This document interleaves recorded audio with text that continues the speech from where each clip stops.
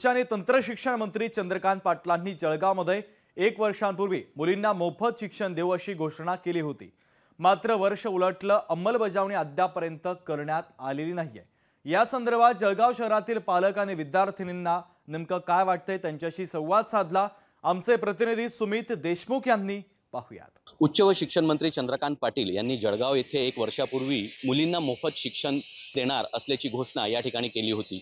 अद्यापपर्यंत ही घोषणा कुठेही अंमलात आली नाही, म्हणून राष्ट्रवादीच्या शरद पवार गटाच्या रोहिणी खडसे यांनी त्यांना बदाम भेट करून या गोष्टीची आठवण करून दिलेली आहे। आपल्यासोबत काही शालेय विद्यार्थिनी जुडलेल्या आहेत, त्यांचं काय मत आहे आपण ते जाणून घेऊया।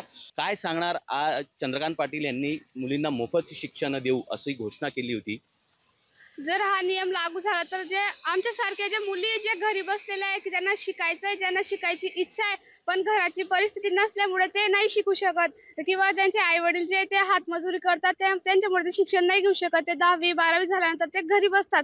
तर ते हा नियम जर लागू झाला त्या मुलींचा सुद्धा फायदा होऊ शकतो किंवा ते उच्च शिक्षित होऊ शकतात। ज्या मुली शिक्षणासाठी इच्छुक आहे त्यांना शिकण्याची इच्छा आहे पण त्यांची परिस्थिती नाहीये, त्यांना शिक्षणासाठी मदत होईल सरकार। त्यांची परिस्थिती नाहीये, त्यांच्यासाठी हे चांगलंच आहे, त्याच्यामुळे झाला तर चांगलंच आहे। चंद्रकांत दादांनी जी काही घोषणा केली होती ती जर प्रत्यक्षात त्याची अंमलबजावणी झाली तर कित्येक विद्यार्थिनी अशा आहेत की ज्या आर्थिक परिस्थितीमुळे मध्ये शिक्षण सोडून देतात, त्या शिक्षण पूर्ण करतील आणि त्याच्या एकंदरीत सर्व विद्यार्थ्यांना फायदा होईल शिक्षणाच्या दृष्टीने।